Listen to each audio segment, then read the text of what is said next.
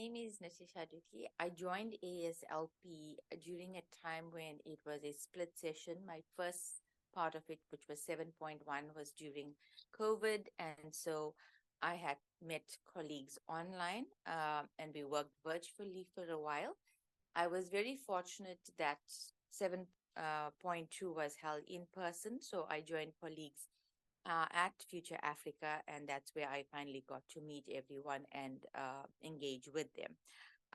Apart from that, I am a senior research specialist at the Human Sciences Research Council in South Africa, and my research interests or my niche research areas actually are nutrition, child and adolescent health, uh, which are part of public health in the broader scheme. And I'm also working on several interdisciplinary projects, which include gender-based violence, non-communicable diseases, mobile health applications, as well as other research areas.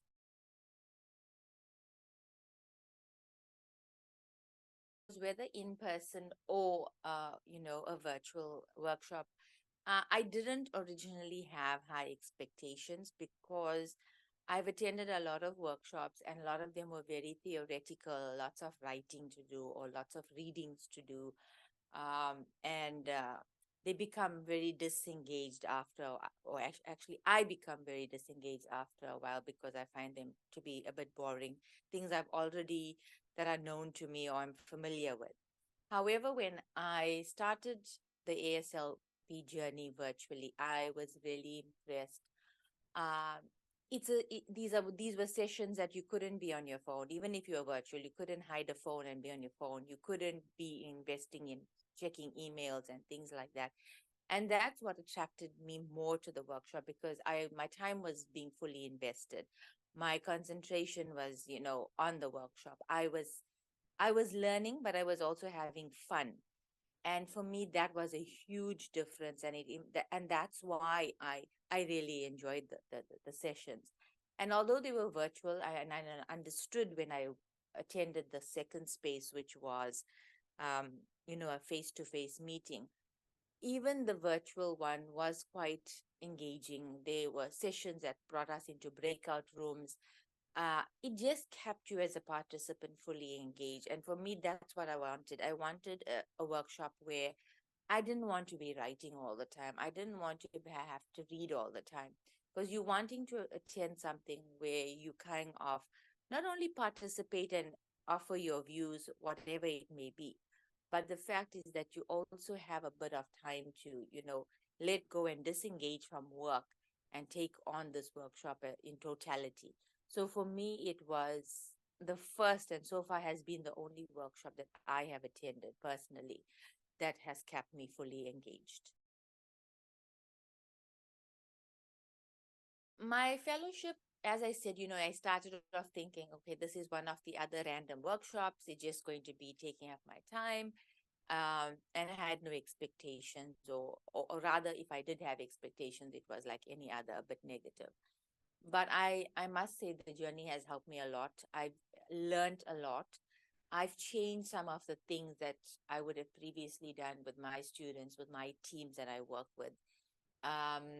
One of the very big things that a lot of people know that I talk about is the engaged listening that I still use up to this day, because I feel that when people talk, most often we're trying to talk above each other, especially when we meet at conferences, there are network sessions. We are so focused that the day is getting away from us, that we want to run with the day, and so too our minds think that way. But if we take the minute to step back and try to listen to somebody, it's so much more meaningful. I use that on a personal level, but even on a professional level with my teams, my students, where I don't want people cutting in when someone's talking. I want them to be fully engaged so that that generous listening is always there. And it becomes a more, I feel, respectable way of working. So that's just one example. But there are so many others of how, to practice to move away from the traditional norms of leadership that I've learned and that have impacted me as I've moved along. And I still use some of those skills to this day. And I feel like I tell my students this all the time. If you really want to engage in something around leadership and you want a fully bodied workshop, this is where you should go. So this is what I encourage others to do, because the journey has been nothing short of, great learning. Another part of it has been the people I've met on that journey, and I have friendships with them till this day. We might be in different countries in Africa, but that does, and even into different time zones, but nothing stops us from helping each other, just catching up with each other. And I feel that cohort of mine has become like a little family. And so for me, the ASLP journey has been something that I can still talk about years from now, unlike other workshops where there were times when I had nothing pleasant to say purely because I was not engaged in any way. But this ASLP journey for me was not just learning, it was about learning, creativity, thinking out of the box, picking up new creative kind of skill in terms of my leadership, in how I engage with others, how I listen to others, how people listen to me, and so much more. So for me, this journey has been something that I would say was full bodied. It brought out so many different perspectives, and if people have that kind of opportunity to do this fellowship, I would suggest that this is the one they choose. There were many, but I must say I'll touch on one, the very last day, which was of the in-person one, just before our graduation. I think when you go on the journey, there's so many different aspects. I think somebody could even write a book one day with various chapters of the different sessions we've had. But one that sticks with me a lot is, a session where we were asked to partner with somebody we hadn't previously partnered with at all. And so a colleague and I partnered with each other. We were from two different countries, and he shared his experience, and so did I. And part of it, as we wrote down our specifics, we were later told to shape it into something that we would introduce each other at the graduation night. And I still have the story he wrote around me, and it's something that touches me because it speaks about how highly he valued our time together and the work that I am doing, and how he sees me 5 years or 10 years into the future. And that is something I take away very much with me. It's something it also pushes me to work towards in 5 years from now. Is that when, and actually it's not 5 years because this journey ended a bit ago. So I have maybe just over 3 years to reach some of those goals, and I had been achieving them. So I feel like, although I'm giving this example, there isn't one example specifically, but rather examples, because there's so much of things. You could even have highlights from just a session, where you are learning about a spider graph and you think, oh, this is fun. But you don't realize that spider graph shows you how much, you could have evolved as a researcher, as a scientist, from one time to the other. And I also had the privilege of doing the spider graph, even in another session when I got inducted into the Global Young Academy. And for first year members, it was compulsory to do the workshop. And there again, I had the privilege of meeting with Leshy and Maggie. So as I said, each activity is a memory in itself. And it's how you as a participant embrace it.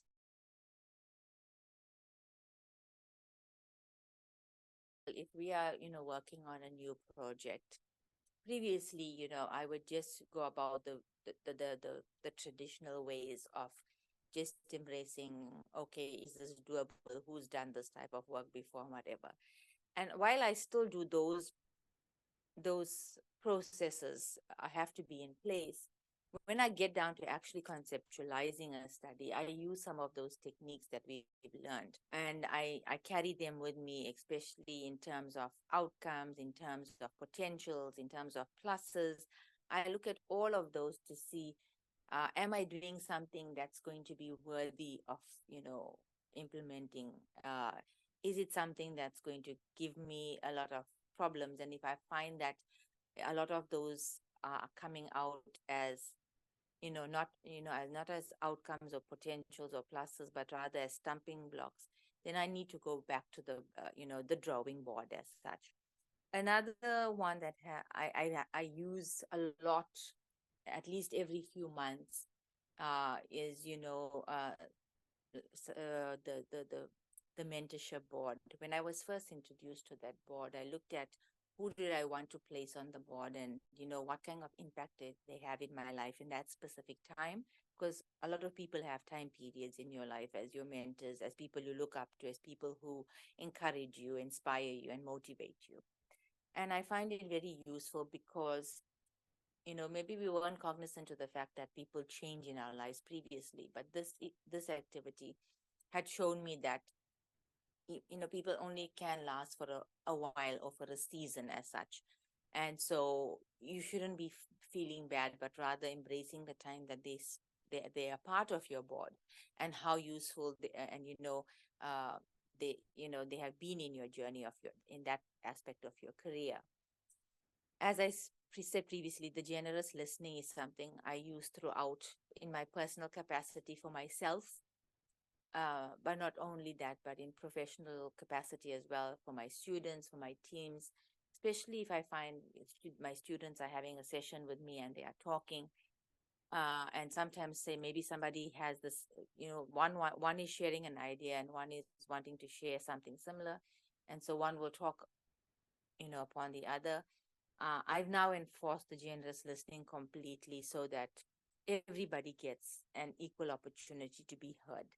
And during that time, nobody should be asking questions, nobody should be butting in whatsoever. Wait until the person has fully spoken and has given us some indication that they have completed before anybody can speak. And I find that that has been very helpful because it allows students to see in this fast-paced world that we are living, and with all the work conditions that they have to go through as students, as interns, they are very much in a very rushed phase of life. And so their thinking space is in the very same way. And so often enough, they don't find the space to not just listen uh, generously, to see maybe I can learn something from someone, maybe I can understand this person's situation better, or maybe I can understand that this person's situation is very similar to what I am going through now. And so that affords them the opportunity to listen, to be engaged, and to take moments to reflect on what someone is saying before just answering. The spider graph, as I said, is something that I personally use, but I've also started using this for my students to show them how their growth happens, and that growth is not something that can happen overnight. It happens with time. And so that they should be using that to evaluate themselves every few months or so, but not just like not just doing a quick phase, but rather having a thought process behind it and seeing how their journey evolved, especially if they're undergoing something like a master's and PhD. What are some of the things they were looking around in terms of the spider graph, and have they achieved that? Or has that been a stumbling block? Has any of those indicators, gone down in terms of magnitude, and, reflect on why and what they can work towards to achieving better? Also, I use the PPCO in terms of review process when I'm reviewing papers. Was something that Maggie had taught me. During paper reviewing, we review so many papers, and my belief is that you need to take a lot of time because this is somebody's career. A paper is part of someone's career, and so you can't afford to just say, I'll spend half an hour or an hour on someone's paper, and if I think it's good enough or it's readable, then it's publishable. It doesn't work that way in the scientific world. And so, like, I would want someone to take thorough time with a paper that I have submitted to a journal. I do the very same, and I find that the way I critique the paper is so important, using the skills that I have learned during ASLP. So I think the skills are there. You don't just use them during your 2 or 1 week journey, with them, but you use these skills throughout, and you must be able to impart them at some stage of life, whether to students or to other colleagues if possible. When we talk about an African science leader, I think it needs to be contextualized. And I'm glad you asked this question because I recently had given a talk about what makes a good African leader. The ideal vision of a good African leader would be somebody, who is empathetic, somebody who is transparent, somebody who is authentic, somebody who is diligent, somebody who, is outspoken, somebody who speaks, for for the greater good of people, somebody who is working and contributing to, some to to to to the impactfulness of whatever it may be in terms of the lives of people in a space. But we know that we're living in a world that, especially in Africa, and when we contextualize it, that we are flawed in many ways, especially in terms of science. And so when we have to answer that question, what makes a good African leader? I think it needs, someone needs to be empathetic, somebody who needs to have skills that they can work with, that, not just very, what people of the generation Z would consider boring, because nowadays it's very difficult to even keep students entertained long enough. Um, but I think a good African leader is somebody who, embraces new ideas, new thoughts, is a risk taker, somebody who is willing to make change, somebody who is flexible in the way they work, flexible in the way they think, is able to reflect from the day's happenings or the week's happening and able to point out to themselves, did what I do in the past week, was it relevant? Was it good enough? Was it authentic? Was it flawed? And if it was flawed, what can I do to make it better? And if it was good, how do I make it even better? How do I make it even more, engaging and embracing for others, whatever it may be. And it also speaks to the fact that somebody who is just not talking about science all the time, but somebody who's not talking about research or teaching and all of that. Leadership is more than that. It's about, how do you get people attracted to things you are saying? That you could be saying something very, very minor, nothing major, but how you speak and communicate with people, to get their attention and to keep that attention. So I think, a good African leader is somebody who needs to be well-bodied, good communication skills, have the empathy, but also have that creative, fun component to life. Somebody who embraces challenges, doesn't always have to think about what the endpoint solution is, but rather focuses on how do we take the challenge, how do we take an issue, manage it, and go through the process until we can find a solution.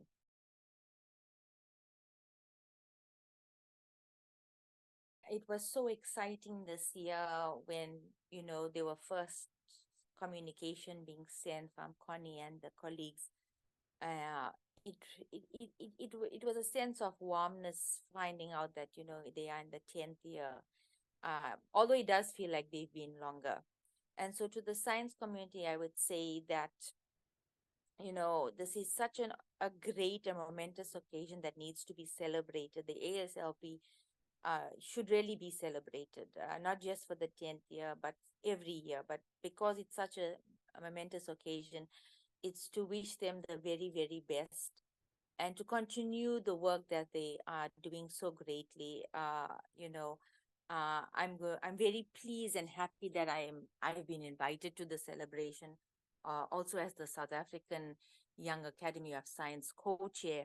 I will be attending, and I think this gives us a vital step in the right direction, that 10 years have passed and the facilitators have evolved. We've seen their growth, um, and we should be embracing it and also, celebrating their growth as they continue to do the work they do.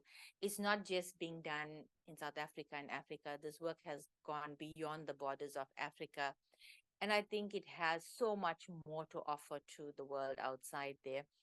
Um, Many people have embraced ASLP in some form of way. I know that in countries like Thailand and other Southeast Asian countries, they are embracing components of ASLP.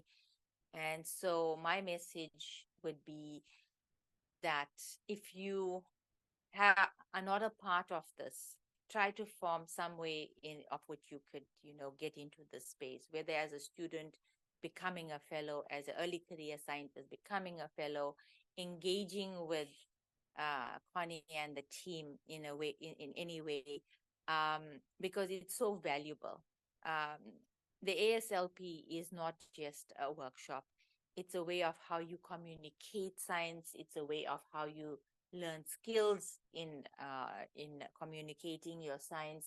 It's a way of how you learn to embrace new skills in how you work your daily job around science, and it's so much more than that. And so I wish the team of ASLP all the very best. I'm excited for them in this journey of 10 years celebration, and I can't wait for the next 10 years to see how they roll out more thought-provoking, creative sessions, and how they have engaged me when I was a fellow, how they will go on to engage and inspire and motivate future fellows.